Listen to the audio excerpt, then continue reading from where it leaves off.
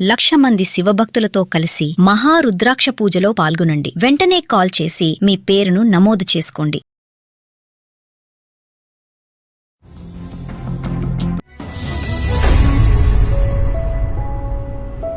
అందమైన జీవితం కార్యక్రమానికి స్వాగతం. నమస్తే కళ్యాణ్ గారు. పెళ్ళైన 1 నెల రోజులు మాత్రమే అత్తవారింట్లో ఉంది. తర్వాత వెంటనే పుట్టింటికి వెళ్ళిపోయింది. ఏదో చిన్న ఉద్యోగం చేసుకొని బతుకుతోంది. చాలా విచిత్రమైన సమస్యగా ఉందండి. సో తనకి ఏం చేయాలో తెలియదు. ఒకసారి కాల్ చేయమంటారా? చేయండి మేడం.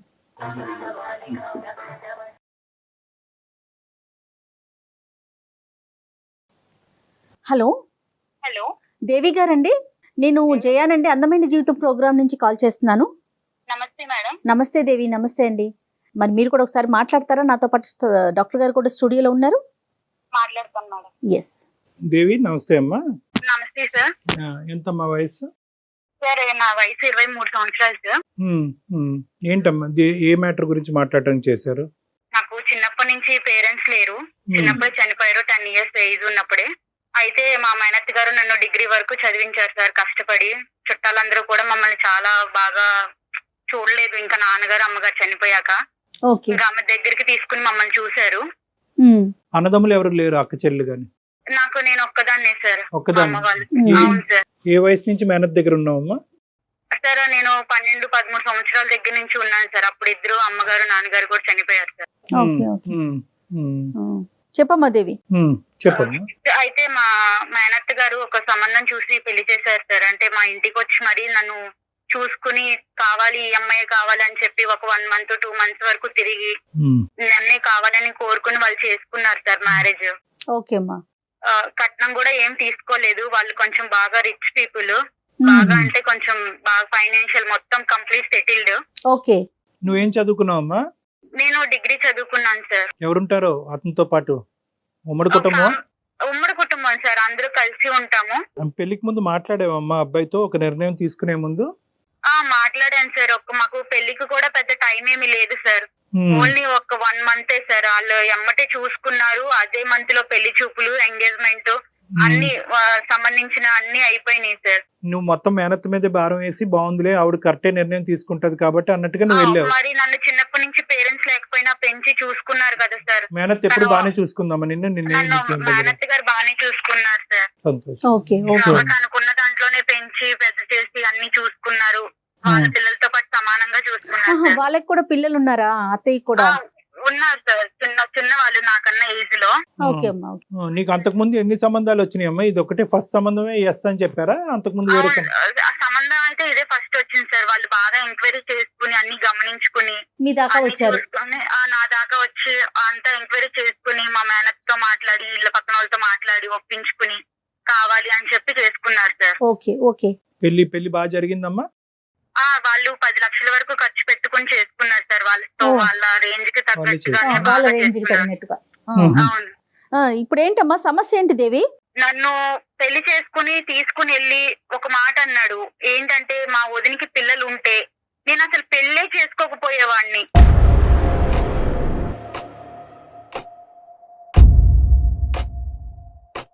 వదినికి పిల్లలు ఉంటే నన్ను చేసుకోకపోవడం ఏంటి, నాకెందుకు ఇట్లా మాట్లాడాడు ఈయన అని చెప్పేసి నేను కొంచెం లోపల చాలా బాధపడ్డాను మేడం. ఆ తర్వాత ఈవిడ ఏమన్నారంటే, నాకు ఎక్కడ ఈయన అన్న ముందు కన్నా నాకు ఎక్కడ అనుమానం కలిగిందంటే, ఈ మా ఫస్ట్ నైట్ అప్పుడు అంటే అక్క, మా బావగారి వైఫ్, మా హస్బెండ్ వదిన కాల్ చేసి ఈవినింగ్ టైము వీళ్ళు ఫస్ట్ నైట్ కి మా ఇంటికి వస్తారు అన్న టైంలో కాల్ చేసి వీళ్ళిద్దరు, ఈమె ఎలా చెప్పిందంటే, మీ హస్బెండ్ మరిది గారు నీతో ఇలా ఉంటాడమ్మా చెల్లి, నిన్ను ఇలా చేస్తారు, ఇట్లా ఉంటారని ఆమె ఎట్లా చెప్తుందంటే కంప్లీట్ లైవ్ ఒక ఎక్స్పీరియన్స్ చేస్తే మనం ఎలా ఒకరికి ఓపెన్ గా చెప్తామో అంతలా చెప్పింది సార్.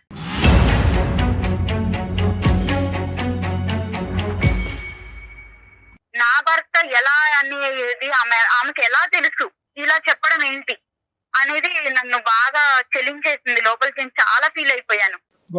వాళ్ళకి పిల్లలు లేరమ్మా? పిల్లలు లేరు సార్. ఇక్కడ పాయింట్ అక్కడే స్టార్ట్ అయింది సార్. వీళ్ళకి పెళ్లి, మా ఆయన నన్ను పెళ్లి చేసుకోవడానికి ఎంత రీజన్ అది కూడా ఆమెకి పిల్లలు లేకపోవడమే సార్.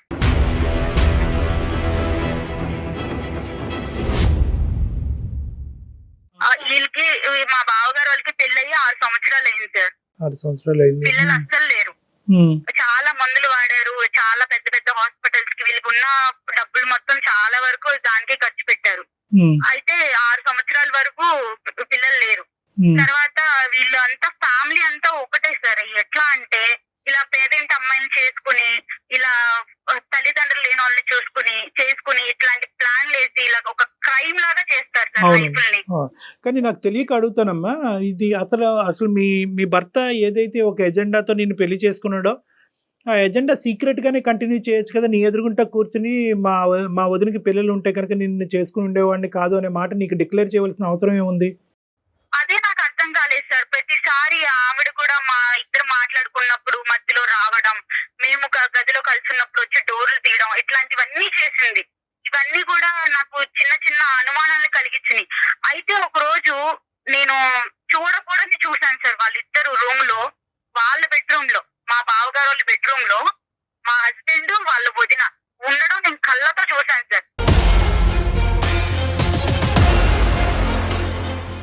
అది ఎలా అంటే ఒక చెప్పకూడని పీక్ టైం సార్. అది అసలు టూ మచ్. అది నేను తట్టుకోలేకపోయాను సార్. అది నా భర్త వేరే వాళ్ళతో ఉండడం అనేది నేను అసలు యాక్సెప్ట్ చేయలేకపోయాను. అది కూడా సొంత వదిన. అమ్మ తర్వాత అమ్మ ఎవరైనా ఉన్నారంటే వదిన కదా సార్. మీ బావగారికి ఎంతవరకు తెలిసి వ్యవహారం అతనికి పూర్తిగా తెలుసా? ఇంట్లో అందరికీ తెలుసు సార్. అందరికీ తెలుసా? గారికి, అత్తయ్య గారికి, బావ గారికి అందరికీ తెలుసు సార్.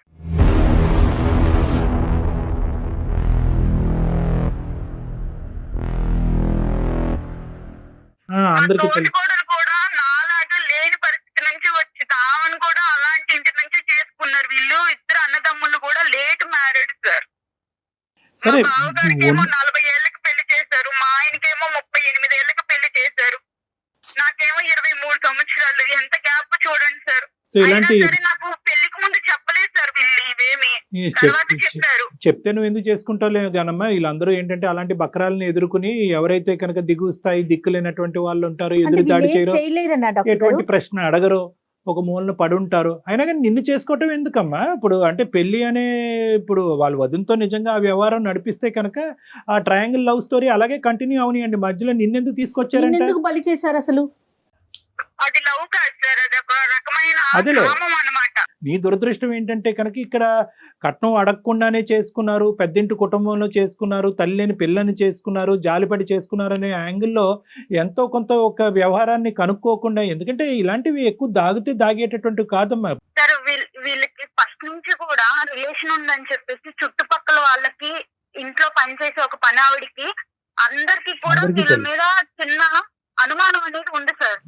నీకు వెళ్ళాక గానీ తెలియలేదు అంతేనమ్మా? వెళ్ళాక గానీ తెలియలేదు. ఈయన కూడా ఫస్ట్ నుంచి కూడా ఇట్లా నాకు ఫస్ట్ నైట్ అప్పుడు చెప్పడం, ఈయన ఇలా ఇవన్నీ కూడా ఇక నేను కూడా స్లోగా అందరినీ కనుక్కోవడం ఇలా జరిగింది సార్. ఇవి జరిగిన తర్వాత మా మామయ్య గారికి, అత్తయ్య గారికి అందరికి కూడా నేను దీన్ని ఎక్స్ప్లెయిన్ చేశాను మేడం. చేసినందుకు నన్ను వాళ్ళు ఆ రోజు సాయంత్రమే తీసుకొచ్చేసి మా ఇంట్లో మా మేనత్త దగ్గర నన్ను దింపేసి, మీ అమ్మాయిని ఇలా పెంచారు మీరు ఇలాగే పెంచడం, ఇలాగే ఈ అమ్మాయికి మంచి మర్యాద అని చేసుకున్నాం మేము, మా మీద బొరుగు జల్లుతుంది అంటే వాళ్ళ వైపు ఏమీ తప్పు లేనట్టుగా మాట్లాడుతున్నారు అంతేనమ్మా? మాట్లాడి మా మేనత్త గారికి చెప్పి దింపేసి వెళ్ళిపోయారు మేడం మా మామయ్య గారు.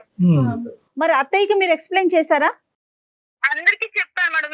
మీ మేనత్తకి ఒక్కటే తెలిసి, వాళ్ళందరూ తెలిసి ఇదనేది జరుపుతున్నారు. వాళ్ళ ఇంట్లో ఇదంతా కూడా ఒక ఆనవాయితీ, ఒక అలవాటు, ఒక వ్యవహారం అమ్మా. అది ఆ కల్చర్ అలా అయిపోయింది. ఇక్కడ దురదృష్టం ఏంటంటే ఏదైతే నీ లూప్ లోంచే వచ్చినటువంటి ఆ పెద్ద ఆడపిల్ల కూడా ఇంకా వాతావరణానికి అడ్జస్ట్ అయిపోయింది.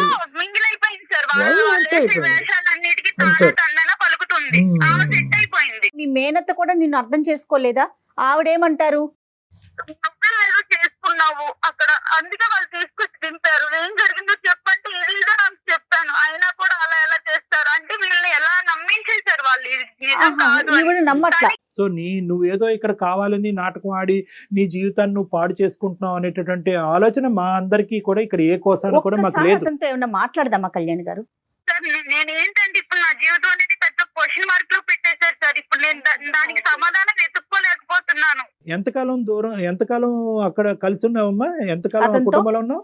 నేను ఒక 20 రోజులు 22 రోజులు అట్లాగే కలిసి ఉన్నాను సార్. నెల లోపే సార్. ఈ 2 years పాటు, ఈ 2.5 years పాటు మీ ఇద్దరి మధ్యన కమ్యూనికేషన్, మెసేజెస్, అతను మీ ఇంటికి రావటం నెంబర్లన్నీ బ్లాక్ చేసేసారు. నేను అక్కడి నుంచి వచ్చాక కూడా నేను కాల్ చేస్తున్నానని చెప్పేసి నా నెంబర్ బ్లాక్ చేసేసారు సార్. వాళ్ళ ఇంట్లో వాళ్ళకి చేస్తే మా అబ్బాయికి ఫోన్ చెయ్యొద్దు, మా అబ్బాయితో మాట్లాడొద్దు, ఏదన్నా ఉంటే నువ్వు పెద్దోళ్ళని తీసుకొచ్చుకో, మాట్లాడుకో, నువ్వేమి ఇట్లా కాల్ చేసినంత మాత్రాన్ని నీకు ప్రేమ ఉందని మేమేం కరిగిపోము, నువ్వు పెద్ద మాట్లాడాల్సిన మాటలు మాట్లాడి నిందలేసి వెళ్ళిపోయావు. అసలు నువ్వేం ఎక్స్పెక్ట్ చేస్తున్నావమ్మా? ఇప్పుడు ఏం లేదు మేడం, అటు నాకు డైవర్స్ ఇవ్వట్లేదు, ఇటు నన్ను తీసుకువెళ్ళట్లేదు. ఈ పెద్ద మనుషులు తీసుకెళ్ళి మాట్లాడినా కూడా అది ఉపయోగం లేకుండా పోయింది. వాళ్ళకున్న ఇన్ఫ్లుయెన్స్ తో ఏమేమో మాట్లాడి మమ్మల్ని మ్యానిపులేట్ చేసేసారు. ఇక్కడ నాకు ఎటు క్వశ్చన్ లేక నేను మా యూఆర్ ఓపెన్ టు ఆల్ కదా. అంటే ఒకటే నేను అడిగేది ఏంటంటే, యూఆర్ ఓపెన్ టు ఎవ్రీథింగ్ కదా. డైవర్స్ అయినా మళ్ళీ కలిసి వాళ్ళు ఏదైనా మార్పు వచ్చి ప్రత్యేకమైనటువంటి స్ట్రింజెంట్ కండిషన్స్ పెట్టుకుని అక్కడ నీకే కలిసి ఉండాలనే ప్రయత్నంతోనే నేను అందమైన జీవితానికి మెయిల్ చేశాను. కలిసి ఉండాలనే ప్రయత్నం. నేను ఆ ఇంట్లో వాళ్ళందరి మధ్యలో కలిసి అయితే ఉండలేను సార్ నా భర్తతో. ఇప్పుడు నీ భర్తని వాళ్ళు మౌల్డ్ చేసి, మాడిఫై చేసి, ఆ విధంగా ఉచ్చులోకి తీసుకెళ్లి పిల్లలకి అనేటటువంటి మెషిన్ లాగా పట్టుకెళ్లారనే ఉద్దేశమా నీకు? అంటే నీ భర్త ఇప్పటికీ నీ భర్తను నువ్వు ట్రస్ట్ చేస్తున్నావా? కాబట్టి భర్త బయటకు వస్తే కాపురం చేస్తానని అంటున్నావా? అవును సార్, అవును సార్. ఆ కుటుంబంలో వ్యక్తే కదా నీ భర్త కూడా. నువ్వు కుటుంబాన్ని వేరు చేయండి, నా భర్తను తీసుకురండి అంటున్నావు. నేను ఒక జాబ్ తీసుకుంటూ జాబ్ లో కూడా నాకు ఎన్ని అనుభవాలు ఎదురవుతున్నాయి సార్. ఒక పెళ్ళయ్యి అమ్మాయి పెద్ద నుంచి మళ్ళా వచ్చి జాబ్ చేసుకుంటుంది అంటే ఎంత నరకం అనిపిస్తున్నానో ఒక ఆడపిల్లగా నాకు మాత్రమే తెలుస్తారు. రాకూడదు. వీలైనంత వరకు ఆ కుటుంబం నుంచి దూరంగా ఉండేటటువంటి ప్రయత్నం గురించే మేము కూడా ఒక ఎఫర్ట్ పెడతాం అమ్మా. కాదు కూడదు అతని వ్యవహార శైలి అలాగే ఉందనుకోండి, అప్పుడైనా డైవర్స్ తీసుకుని నీ మటుకు నువ్వు బతికేటటువంటి, నీ కాలం మీద నువ్వు బ్రతికేటటువంటి ధైర్యం నీకుందా? ఉంది సార్. నేను ఇప్పుడు ప్రెసెంట్ జాబ్ ఇష్యూ తేలాలంతే నీకు. అంతేనమ్మా. అవును సార్. నా జీవితం ఎందుకు క్వశ్చన్ చేశారు, నన్ను ఇలా ఎందుకు మోసం చేశారు, ఇలా ఎంతమంది అమ్మాయిలు జరుగుతుంది. అర్థమైందమ్మా. నువ్వు అదే నేను ఇందాక చెప్తున్నాను కదా, నువ్వు అన్ని డైరెక్షన్స్ ఓపెన్ గా ఉంచితే కనుక మాకు ఈజీ అవుతుంది. లేదండి ఎలాంటి మనిషి అయినా పర్వాలేదు అతనితో పాటే నేను ఉంటాను అంటే కనుక మా ముందు కాలం బంధం వేస్తాను. నేను వెళ్తాను సార్ వేరు కాపురం. లేదు డైవర్స్ ఇస్తానన్నా నేను దేనికైనా సిద్ధంగా ఉన్నాను. నా జీవితానికి ఒక సమాధానం అనేది కావాలి. సరే నెంబర్ ఫోన్ పిక్ చేస్తున్నాడు అతను, బ్లాక్ చేశాడు. బ్లాక్ చేసేసారు మేడం. ఒక పని చేయమ్మా, నాకు ఒక్కసారి నువ్వు వాట్సాప్ మెసేజ్ పెట్టు, నేనే కాల్ చేస్తాను అతనికి. అలాగే మేడం, అలాగే.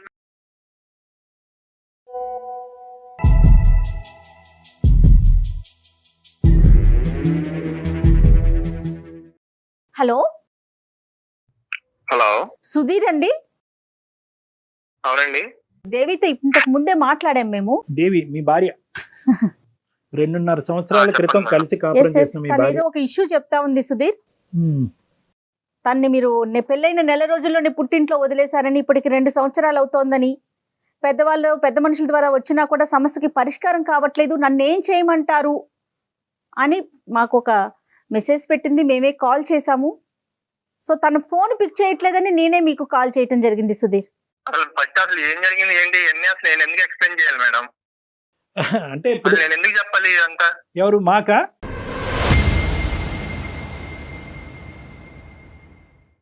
అసలు ఎందుకు చెప్పాలి సార్? అసలు మీరేదో ఫోన్ చేసి ఒక ఇలా మీ అందమైన జీవితం నుంచి కాల్ చేస్తున్నాము, ఇలా మీ వైఫ్ కాల్ చేసి మీ అన్ని చెప్పి మీరు నాకు కాల్ చేసి ఇవన్నీ అసలు నేను ఎందుకు చెప్పాలి సార్ మీకు? ఇప్పుడు ఆ అమ్మాయి మాట వినేసి మేము అవునా అమ్మాయి ఇలా చేసే అమ్మాయి అని చెప్పి కొట్టలేదు. లేదమ్మా, ఆ అబ్బాయి వర్జన్ కూడా మేము వినాలి. ఆ అబ్బాయి పడేటటువంటి బాధ ఏంటి అనేది మాకు అర్థం అవ్వాలి అంటే కనుక, ఆ అబ్బాయి నెంబర్ ఉందా అంటే కనుక నెంబర్ ఎత్తట్లేదండి అంటే కనుక సరే మేము ట్రై చేసుకుని రిక్వెస్ట్ చేసుకుంటాం అనేటటువంటి ఉద్దేశంతో నీకు కలపటం జరిగిందే కానీ నిన్ను ఇబ్బంది పెట్టే ఉద్దేశం కాదు నాన్న. అది కూడా నువ్వు దయచేసి అర్థం చేసుకోవాలి. మీరు ఇబ్బంది పెడుతున్నారని కాదు సార్, పెళ్ళైన కాడి నుంచి ఇబ్బంది పెడతానే ఉంటాను. ఎలాంటి ఇబ్బంది పెట్టింది? ఎవరు ఇబ్బంది పెట్టారు చెప్పండి. ఎవరిని ఇబ్బంది పెట్టారు నీకు తెలీదా? ఎవరిని ఇబ్బంది పెట్టారు నీకు తెలీదా? మీరు నన్ను ఇబ్బంది పెట్టి నన్ను కావాలి మా ఇంటి చుట్టూ తిరిగి మీరు నన్ను పెళ్లి చేసుకున్నారు. నా జీవితం నాశనం చేశారు మీరు.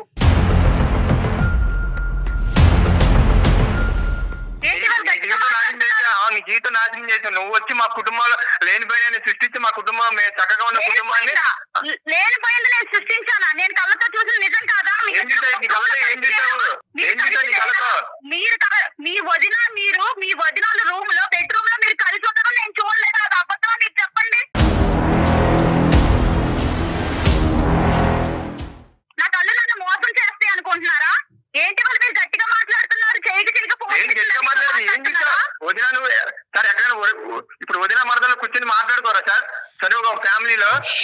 ఎలా పడుకుంటారు? చేతులు పట్టుకుని చేతులు వేసుకుని మంచాల మీద పడుకుంటున్నా అంటే సార్ ఆ రోజు మా వదిన వాళ్ళ పర్సనల్ ప్రాబ్లం ఏదో మా వదిన వాళ్ళ ఇంట్లో పర్సనల్ ప్రాబ్లం ఉంటే అది నాకు చెప్తుంది సార్. అది నువ్వు ఎవరికి చెప్పమాకని చెప్పి ప్రామిస్ తీసుకుని సార్. అది చూసుకుని తినేదో ఊహించేసుకుని డాక్టర్ గారు నేను చెప్తే అంత అబద్ధం డాక్టర్ గారు. నేను చెప్పేది అబద్ధం నీకు అంటే వదిన మనుషులు అంటే ఇంత చనువుగా ఉంటారని నాకు తెలియదు. మరి మీ ఇంట్లో నేను చూసేంత వరకు, నేను బయట చూసాను కానీ ఇలాంటివి చూడలేదు. మీ అంత చనువుగా నేను ఇగో ఇట్లాగా మంచాల మీద అంత చనువుకుంటారని నాకు ఇప్పుడే అర్థమైంది. ఒకటి సుధీర్, ఒక్క నిమిషం అమ్మ మాట్లాడమాక. నీకు అదే చెప్పాను లాస్ట్ టైం కూడా, మీ అత్తని తీసుకొచ్చి మాట్లాడినప్పుడు. దేవి నువ్వు లేనిపోయిన క్రియేట్ చేయమాక. చక్కగా ఉన్న మా ఫ్యామిలీలోకి వచ్చి నువ్వు లేనిపోయిన క్రియేట్ చేసి ఇప్పుడు మా ఫ్యామిలీ మొత్తం డిస్టర్బ్ అయ్యేలా చేసావు నువ్వు. అసలు ఏం మాట్లాడుతున్నావు నువ్వు? అసలు నువ్వు షోకి వెళ్ళాల్సిన అవసరం ఏంటి నీకు? దేవి రీసెంట్ గా అలా అది ఎవరికి తెలుసు? ఎవరికి పుట్టాడంటే ఏమాట బుద్ధి ఉందా బుద్ధి లేదా అసలు నీకు?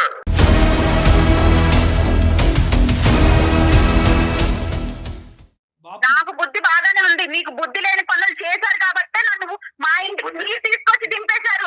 నాకు నేనే రాలేదు నా కాపురాన్ని పాడు చేసుకుని.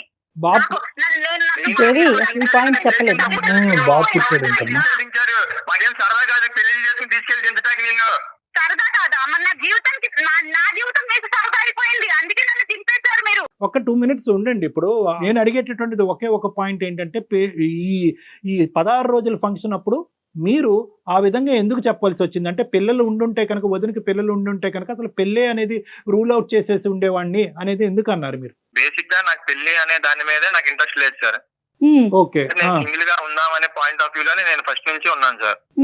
ఇప్పుడు అదే మా వదినికి మా అన్నయ్యకి పిల్లలు ఉంటే ఆ పిల్లలతో నేను కొంచెం మంచిగా టైం స్పెండ్ చేసి నా లైఫ్ అలా లీడ్ చేస్తూ ఉండేవాడిని సార్. సో మా అన్నయ్యకి మా వదినికి పిల్లలు లేరు కాబట్టి. ఇప్పుడు ఆ అమ్మాయి సంగతి ఆలోచించావా? అంటే నేను దిక్కు లేక, ఏ పని పాటు లేక, నాకు అవసరం లేకపోయినా కూడా నేను తీసుకొచ్చి ఈ బెడ్రూమ్ లో కూర్చోబెట్టాననే ఉద్దేశం ఆ అమ్మాయికి కలుగుతుంది కదా. అక్కడి నుంచి ఆ అమ్మాయి ఆలోచన డాక్టర్ గారు ఏమండి, మనకే పిల్లలు ఉంటే బాగుంటది కదా, అలా ఎందుకు ఆలోచించలేదు మీరు? నువ్వు వచ్చావు, మా అమ్మ బాగా చూసుకుంటది, మనకు పిల్లలు కలుగుతాయి అని నాతో ఎందుకు అనలేదు? ఆ మాట అనుకుంటే నువ్వు అనుకుంటా, నీకు నచ్చినవి అన్ని నువ్వు ఊహించుకుంటా ఉంటే మనకే పిల్లలు మాట్లాడే టైం అసలు ఇచ్చావా నువ్వు? చెప్తున్నా, ఇంకొకసారి మాట అంటే బాగోదు చెప్తున్నా, మళ్ళీ చెప్తున్నా. మీరు ఏం బాగోదు ఏం చేస్తావు చెప్పు.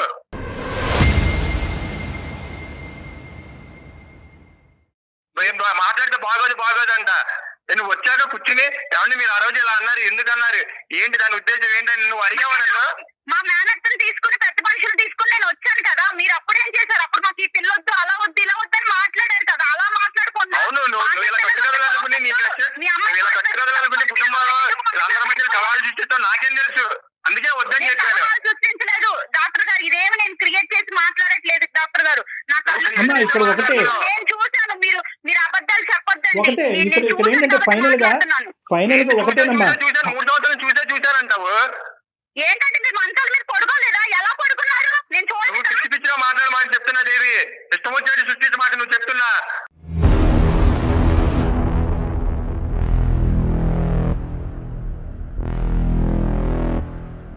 అదే తప్పు చేస్తే మీరు ఊరుకుంటారా? ఊరుకోరు కదా. ఊరుకోరు, ఎవరు ఊరుకోరమ్మా. అలా కదమ్మా, ఇవన్నీ కాదు అమ్మా. ఒకటి at the end of the day నువ్వు మాకు ఈమెయిల్ పంపించడానికి ప్రధానమైనటువంటి కారణం ఏంటంటే, ఇన్ని లోపాలు ఉండేటటువంటి కుటుంబంలో నా భర్త ఇవన్నీ ఉన్నా కూడా నేను చూడకూడనటువంటి సిచ్యువేషన్ నా భర్త వాళ్ళ వదినతో చూసినా కూడా ఈరోజు నా భర్త అంగీకరించి బయటకు వస్తే కనుక అతనితో పాటు నేను ఉండటానికి రెడీ అని నువ్వు అంటున్నావు. దానికి అతను రెడీయా కాదా అన్నది ఫస్ట్ అది తేల్చుకుని దాన్ని బట్టి మనం మిగతా మాటలు మాట్లాడుకోవాలి. కానీ ఇంకా ఒకరి మీద ఒకరు సుధీర్, అది కాదు. ఇప్పుడు ఆ అమ్మాయి నీకు కావాలా సుధీర్? ఆ అమ్మాయిని మీరు స్వీకరించడానికి రెడీగానే ఉన్నారా? సార్ స్వీకరించడానికి రెడీగా ఉన్నారంటే సార్, తను మళ్ళీ వచ్చిన కాడి నుంచి మళ్ళీ ఏదో స్టోరీ క్రియేట్ చేసి మళ్ళీ వెళ్ళిపోతే మళ్ళీ ఎవరు సార్ రెస్పాన్స్? లేదు, ఇప్పుడు ఆ అమ్మాయి ఏంటంటే ఈ అంశాలన్నీ పక్కన పెట్టేసి మీ వదిన గారితోనూ ఇలాంటి ఇష్యూస్ ఇవన్నీ ఏం మాట్లాడకుండా, మళ్ళీ ఫ్యూచర్ లో ఇవి రాకుండా, పాస్ట్ తవ్వకుండా ఆ అమ్మాయి అన్ని కూడా వెనక్కి పెట్టేసి మళ్ళీ మీ జీవితంలోకి రావడానికి రెడీగానే ఉంది. ప్రొవైడెడ్ ద కండిషన్ ఏంటంటే ఆ కుటుంబం నుంచి మీరు బయటకు విడికాపురం రావాలంట. దానికి మీరు రెడీనా అని అడుగుతారు. ఉద్దేశం అసలు లేదు డాక్టర్ గారు. ఎందుకంటే ఆయన కోరుకున్నట్టుగా వాళ్ళ వదినికి బాబు కూడా పుట్టాడు డాక్టర్ గారు. నన్ను ఎప్పుడైతే వాళ్ళు దింపేశారో ఆ అమ్మాయి తర్వాత ప్రెగ్నెంట్ అయ్యింది. ఇప్పుడు వాళ్ళ ఇంట్లో బాబు కూడా ఉన్నాడు డాక్టర్ గారు. ఇంకా ఏంటమ్మా? జరిగాక నన్ను ఇంకెందుకు తీసుకెళ్ళి ఏం మాట్లాడుతున్నావు? నీకు బుద్ధి బుద్ధి లేదా?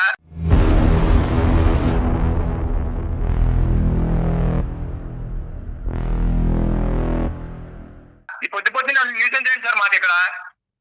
మాకు ఇంక వేరే పల్లెలు ఇవ్వండి. ఇలా ఛానల్ ఫోన్ చేసాము, దేవి ఫోన్ చేసింది, తీసుకెళ్తా ఇవన్నీ ఏంటి సార్ మాకు? చూసారా డాక్టర్ గారు ఎలా మాట్లాడుతున్నాడు ఈయన? అది వీళ్ళ నిజ స్వరూపాలు ఇలా బయటపడిపోతాయి అన్నమాట. మనం గట్టిగా మాట్లాడి గొంతెత్తి మాట్లాడే వాళ్ళు వీళ్ళకి నచ్చరు. నువ్వు ఒక పెద్ద మాట అన్నావు. ఇప్పుడు నేను బయటకు వచ్చినాక వాళ్ళు వదిన గర్భాన్ని దాల్చి ఇప్పుడు ఒక బిడ్డను కన్నది అంటే కనుక దాని ఉద్దేశం ఏంటి? చూసాను కాబట్టి ఇది సిచ్యువేషన్ గా లేదమ్మా, అసలు సందర్భానుసారం లేదు. నా భర్త అటువంటి క్యారెక్టర్ నేను బయటకు రాగానే వదినతో సంసారం చేసి ఇప్పుడు కన్నాడు కాబట్టి ఆ వ్యక్తి అయినా పర్వాలేదు నాకు కావాలి అని చెప్పి మా చేత ఫోన్ చేయించడం ఎందుకమ్మా? ఇప్పుడు నీకు అటువంటి భర్త కావాలా? నిజంగా ఇప్పుడు నిజంగా నువ్వు అన్నదే కరెక్ట్ అని అనుకుందాము. ఈ ఆలోచనలు ఈ ఉద్దేశాలను అన్ని పక్క మనసులో పెట్టుకుని అతనితో పాటు మళ్ళీ ప్రయాణం మొదలు పెడతాను, ఓన్లీ కండిషన్ అక్కడ కుటుంబం నుంచి బయటకు రావాలంటే ఇది వర్కబుల్లేనా? మీరిద్దరు ఎప్పటికీ కూడా సుఖ సంతోషాలతో ఉంటారా? మేము కలిపి పంపినా కూడా ఇది వర్కబుల్లేనా? ప్రాక్టికల్ లైన్ లో సుధీర్, ఇప్పుడు నేను ఏ నిర్ణయం తీసుకోలేని స్థితిలో మీ దగ్గర మీకు మెయిల్ చేశాను సార్. దానికి నాకు నా జీవితానికి మీరే ఒక దారి చూపించాలి. దారి చూపెట్టాలి అంటే దారి చూపెట్టాలి. ఏదైనా నేను అయిపోయింది. మీకు ఆలోచించుకుని మెయిల్ చేశాను. అతను డైవర్స్ ఇస్తాడా లేదా అనేటటువంటిది అతని సంభాషణలోనే మనకు అర్థమైంది, అతని మాట తీరులో అర్థమైంది. ఇప్పుడు ఫోన్ కట్ చేసి వెళ్ళిపోయాడు. ఇంకా మనకు అర్థం అయిపోయింది అతనికి నువ్వు వద్దు.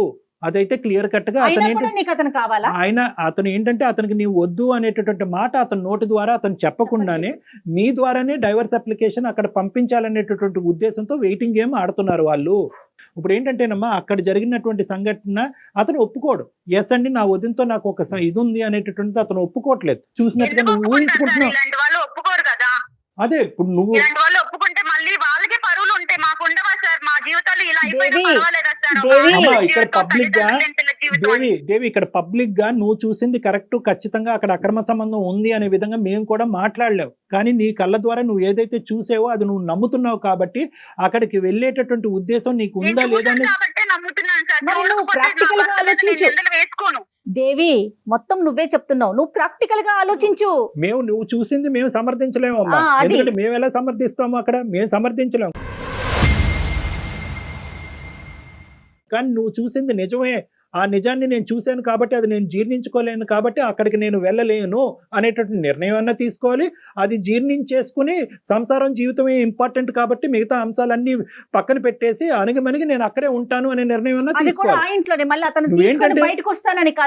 ఏంటంటే అది ఖండిస్తున్నావు, అది తప్పు అంటున్నావు, అది కరెక్ట్ కాదంటున్నావు, అది దరిద్రం అంటున్నావు. కానీ నా భర్త నాకు కావాలి, అక్కడి నుంచి బయటకు వస్తే కనుక అన్ని మర్చిపోయి కాపురం చేస్తానంటే ఈ రెండు ఎలాగ ఒక పడవలో ఎలా ప్రయాణం చేయొచ్చు? ఇవి కాదమ్మా నువ్వు చూసింది. ఇప్పుడు మీరు నా బాధ అనేది మీకు అర్థమైంది కాబట్టి నాకు అర్థమైంది. నేను ఒకే కంక్లూజన్ నేను చెప్తానమ్మా. ఇప్పుడు ఆ అబ్బాయి అయితే కనుక ఇది ఒక పేపర్ తీసి చింపేసినట్టుగా ఇది చింపేస్తున్నాడు. అదేమీ లేదు, కేవలం మా కుటుంబంలో విడదీయటానికి ఈ అమ్మాయి దాపరించింది కాబట్టి ఈ అమ్మాయిని తీసుకెళ్లి ఆ పుట్టింట్లో వదిలేయటం జరిగింది. మాకు ఇక్కడ ఎటువంటి అలాంటి బూత్ కార్యక్రమాలు ఏమి ఇక్కడ జరగట్లేదు, అటువంటి అంశాలు ఏమీ లేవు అని ఆ అబ్బాయి కళాఖండిగా చెప్పేశాడు. కాబట్టి ఆ అబ్బాయి తప్పు చేస్తున్నట్టుగా ఇలా పబ్లిక్ ఫోరం మీద మేము మాట్లాడటం అనేది కరెక్ట్ కాదు. వదినికి అతనికి ఇంకోటి ఏదో ఉంది అనేటటువంటిది ఇలా పబ్లిక్ ఫోరం మీద మాట్లాడటం కరెక్ట్ కాదు. కానీ at the end of the day okay అందు గురించి ఇక్కడ ఏంటంటే బాధితురాలు నువ్వే, జడ్జి నువ్వే. అదే నేను అంటున్నాను, బాధితురాలు నువ్వే, జడ్జి నువ్వే. నువ్వు కొద్దిగా ఓపెన్ మైండ్ సెట్ లో ఉండాలి. నువ్వు ఎంత ఇంప్రాక్టికల్ గా ఆలోచిస్తున్నావు అనే ఓపెన్ మైండ్ సెట్ తో నువ్వు ఉంటే కనుక నీ నిర్ణయం నువ్వే తీసుకోవచ్చు. ఇలాంటి వ్యవహారాలు నడిపించేటటువంటి భర్తతో పాటు నమ్మకంగా నేను ఎలాగా కాపురం చేయగలను, ఎలా నమ్మకంగా అతనితో కాపురం చేసి పిల్లలు కన్ను, ఇది ప్రాక్టికలీ ఇంపాసిబుల్. నెంబర్ 1. నెంబర్ 2 ఏంటంటే ఇక్కడ మోస్ట్ ఇంపార్టెంట్, అతనికి నీ మీద పూర్తిగా నమ్మకం పోయింది. అతను నీ మీద నమ్మకం ఏమి లేదు. ఈ అమ్మాయి ప్రేమ పోయింది, చచ్చిపోయింది. అతను ఒకటే ఉద్దేశం ఏంటంటే నేను అయిష్టంగా బలవంతంగా పెళ్లి చేసుకున్నాను. అయితే ఏంటయిందంటే కనుక కొద్దిగైనా కాంప్రమైజ్ అయ్యి నేను చెప్పేటటువంటి మాట విని నా లెక్క ప్రకారం ఉండేటటువంటి వ్యక్తిగా వచ్చుంటే కనుక నేను స్వీకరించేవాడిని. వస్తూనే మా కుటుంబాలను చిచ్చిరేపి ఎదురుదాడి చేసేటటువంటి వ్యక్తిని నాకు వద్దు అని చెప్పి చెప్పకుండానే అతను నీకు దండం పెట్టేశాడు. అతను సో ఇటువంటి వాతావరణంలో అసలు ఎంతవరకు అసలు 0.5% అయినా కూడా ప్రాక్టికల్ గా మీరిద్దరు సంసారం చేసుకుని ముందుకు వెళ్ళగలరా? No, I don't think it is practically possible. నువ్వే ప్రాక్టికల్ గా ఆలోచించట్లేదు దేవి. సారీ, నేను ఇట్లా అంటున్నందుకు. నువ్వు చేయవలసింది ఏంటంటే, నీకు కాపురం వద్దు, భర్త జీవితం ఏంటి మేడం? ఇప్పుడు నా జీవితం అమ్మా, ఏమైతుంది? డైవర్స్ ఇస్తారా? ఫస్ట్ నువ్వు లీగల్ అడ్వైస్ తీసుకో. మీ తరపు నుంచి మీరే డైవర్స్ తీసుకునేటటువంటి ప్రయత్నం చేయండి. ఒక లీగల్ నోటీస్ అనేది వాళ్ళకి పంపించండి, అన్ని సర్దుమనుగా. నీ జాబ్ నువ్వు చేసుకో, నీ కాళ్ళ మీద నువ్వు నిలబడే ప్రయత్నం చేయి. అలాగే మేడం. ఇప్పుడు నీ క్లారిటీ వచ్చింది కాబట్టి, ఇంతవరకు నువ్వు ఒక కన్ఫ్యూజన్ లో ఉన్నావు కాబట్టి ఇప్పుడు నీకు వచ్చింది సార్. ఇప్పుడు తెలిసింది వాళ్ళ నిజ స్వరూపం అనేది ఈ phone Yes, call yes, exactly. బాగా క్లియర్ గా అర్థమైంది. సో నీకు ఏ దారి అయితే నువ్వు ఎత్తుక్కుంటూ వచ్చావు మా దగ్గరికి, ఆ దారి ఇది ఉందమ్మా అని అవైలబిలిటీ అనేటటువంటిది ఒక క్లారిటీ మీకు ఇచ్చాము. నీకు ఆ కన్ఫ్యూజన్ క్లియర్ అయింది కాబట్టి ప్లీజ్ గో హెడ్ అండ్ నీ జీవితం ఏదైతే ఉందో ముందున్న జీవితాన్ని ఒక నమ్మకంతో ప్రయాణం చేయడానికి ప్రయత్నం చేయమ్మా. ఎవ్వరు మనతో తోడు రారు అమ్మా దేవి. మనకి మనమే ధైర్యంగా ఉండాలి. Okay okay madam. Right. Okay, thank Thank you, you. ma. Good luck అమ్మా, all the best. She's confused. ఆ సో కన్ఫ్యూజన్ కొంచెం మనకి నిదానంగా ఆలోచించుకుంటే తనకి ఒక క్లారిటీ Right. వస్తుందండి. అంతే. రైట్ కళ్యాణ్ గారు, నమస్తే. Thank you.